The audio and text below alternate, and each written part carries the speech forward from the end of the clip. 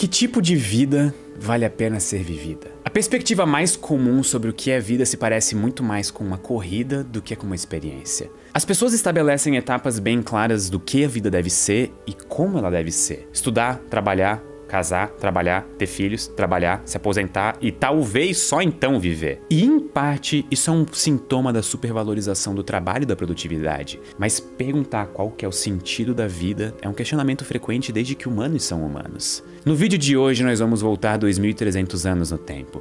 Nós vamos direto para Atenas, na Grécia Antiga. O lugar mais popular da época foi provavelmente a Ágora de Atenas, um espaço público muito importante e cheio de vida onde comerciantes dividiam o espaço com espetáculos de discussões acaloradas sobre política, a vida e filosofia. Mas nem tudo que sobrou da Ágora foram as suas ruínas. Muitas das ideias que foram colocadas a teste naquela época conseguiram sobreviver por todos esses anos. Em uma área especial da Ágora havia a chamada Stoa Poikile, ou ainda o Pórtico Pintado, que foi onde Zenão de Cítio começou a expor as suas ideias que mais tarde levaram ao estoicismo. Sim, estoicismo vem de Stoa. Zenão foi uma pessoa bastante azarada. Numa das anedotas sobre a sua vida dizem que ele era um comerciante bastante rico e próspero, até que ele fez uma viagem de barco pelo mar Mediterrâneo. Durante essa viagem ele enfrentou uma forte tempestade e perdeu todos os seus bens materiais, restando apenas a sua própria vida. Diante de uma situação que faria muitos desistirem de tudo e de todos, Zenão encontrou outro caminho.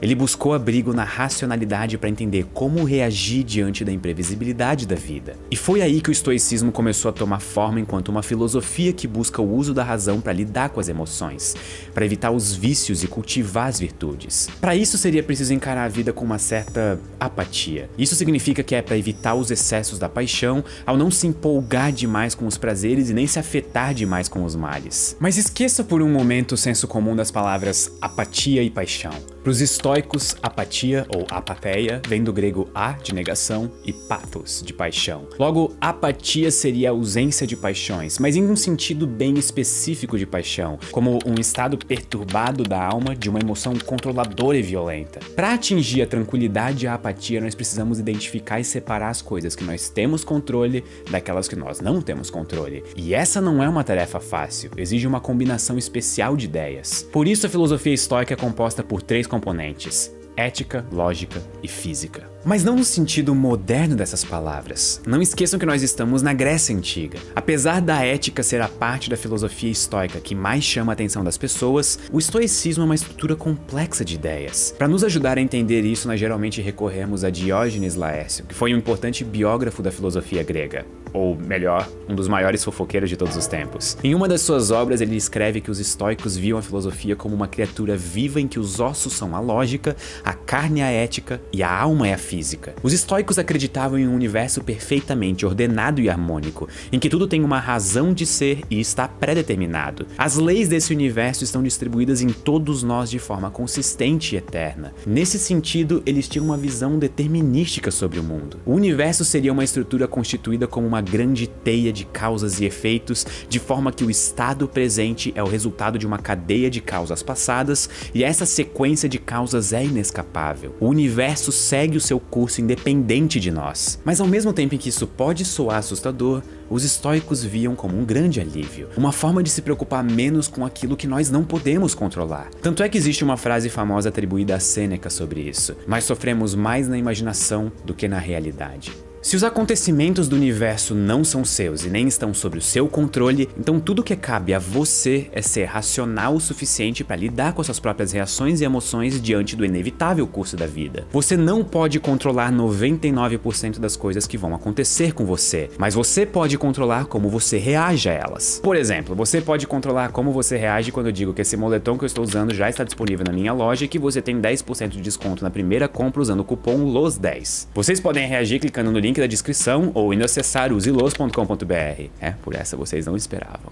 Então isso nos joga de volta a pergunta: como nós podemos fazer para nos tornarmos felizes? A felicidade é o bem último na ética estoica, o objetivo final da realização humana, e por isso eles desenvolveram uma ética voltada à virtude, com 4 principais pilares: sabedoria, justiça, coragem e moderação. A sabedoria seria sobre conseguir entender os eventos do mundo de forma lógica e calma. A justiça seria sobre agir sem impulsividade, ao avaliar pessoas e situações. A coragem seria o conhecimento do que deve ser temido e do que deve ser ser suportado. E a moderação seria saber equilibrar os desejos buscando pela simplicidade e afastamento dos vícios. Todas elas são complementares umas às outras e constituem o que nós chamamos de virtuosidade. Mas agir virtuosamente só é possível se nós conhecermos a natureza do cosmos de forma racional. Em especial, nós devemos saber que a nossa natureza enquanto humanos se diferencia da natureza de outros seres, porque nós temos em nós uma racionalidade mais bem desenvolvida do que a de uma pedra. Por isso, agir conforme as leis da natureza seria agir racionalmente. Caso contrário, nós estaríamos desrespeitando a estrutura do universo,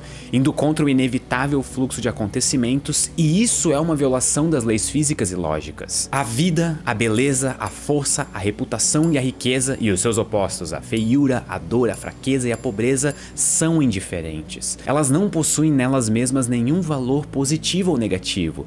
Somos nós que fazemos delas boas ou ruins. Por isso nós devemos ser apáticos sobre os acontecimentos que nos são impostos. Mas a apatia não é sobre rejeitar as emoções, e sim sobre saber controlá-las. Não é sobre ser passivo diante do mundo, mas saber diferenciar até onde você pode agir. O mundo é opaco e as leis da natureza são invencíveis, mas isso não tira de nós a responsabilidade das nossas ações. Nós não podemos controlar doenças, mas nós podemos fazer escolhas saudáveis e evitá-las. Mas mesmo assim, se por um acaso um dia nós ficarmos doentes, nos resta aceitar com coragem e sabedoria. Não temos controle sobre as ações dos outros, se eles nos xingam, se eles amam a gente, mas nós podemos evitar a raiva e cultivar a justiça e a moderação. Tudo que nos acontece é um empréstimo do universo, inclusive a vida. Ser sábio é reconhecer isso com coragem. É saber que nós podemos ter glória sem ser gloriosos, assim como nós podemos perder sem ser perdedores. Com o passar dos anos, o estoicismo se espalhou para além da Grécia Antiga. Ele passou a florescer principalmente em Roma, com Sêneca, Epiteto e o imperador Marco Aurélio. Tudo que nós sabemos de Epiteto, o escravo, são os relatos dos seus discípulos, porque ele não deixou nada escrito. Apenas Sêneca e Marco Aurélio deixaram obras autorais. No caso de Marco Aurélio, seu livro Meditações parece ter sido escrito como uma espécie de diário sobre como lidar e aperfeiçoar as suas atitudes, quase como orientações para ele mesmo conseguir levar adiante a sua vida enquanto imperador romano. E cada um deles teve uma vida particularmente difícil. Sêneca foi condenado a tirar a própria vida. Epiteto foi um escravo por muito tempo. E Marco Aurélio foi imperador de Roma por quase 20 anos. Então é natural esperar que eles tenham refletido sobre a morte e a vida, sobre a liberdade e a escravidão e sobre o controle e o excesso. Sêneca escreveu muitas cartas durante a sua vida, e algumas delas destinadas a consolar os seus amigos, embora ele fizesse isso de uma forma bem peculiar. Enquanto estoico, não faria sentido ele dizer aos seus amigos para esperarem por dias melhores. Justamente ele falava o contrário, que eles deveriam esperar o pior e estar preparados para isso. Imagina pedir ajuda para alguém e a pessoa te diz: não adianta lamentar e chorar por acontecimentos de um universo incansavelmente fora do seu controle. Você deveria ter pensado em situações de muita desgraça e ter se animado com a escassez, ao invés de ter cultivado vícios em prazeres inconstantes e ter sido escravizado pelas suas ambições. Agora eu aconselho que você seja mais racional, que aprenda sobre as virtudes e tenha coragem e sabedoria de aceitar a inevitabilidade dos eventos da vida com tanta apatia quanto for possível. Pode soar meio duro, talvez nem um pouco motivacional, mas para os estoicos, o quanto antes a pessoa compreender o que é agir conforme a natureza, melhor. E é daí que vem a ideia de que os maiores sofrimentos e perturbações não são os fatos do mundo em si, mas sim o julgamento que nós fazemos deles.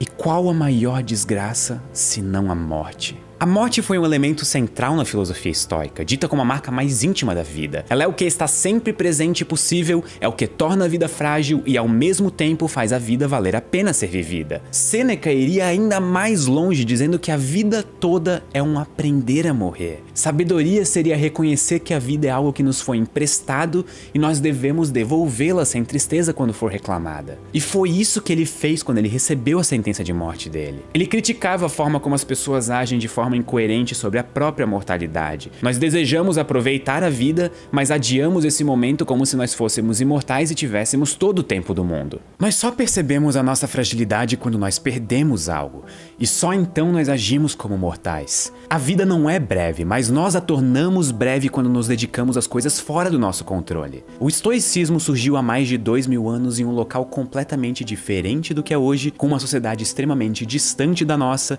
em termos econômicos, políticos, tecnológicos e culturais. Nós estamos separados pelo tempo, pelo espaço e pela história, e ainda assim nós somos unidos pelas mesmas dúvidas. E para você? O que é a vida? Como ela deve ser vivida? Bora conversar aqui nos comentários. Muito obrigado e até a próxima.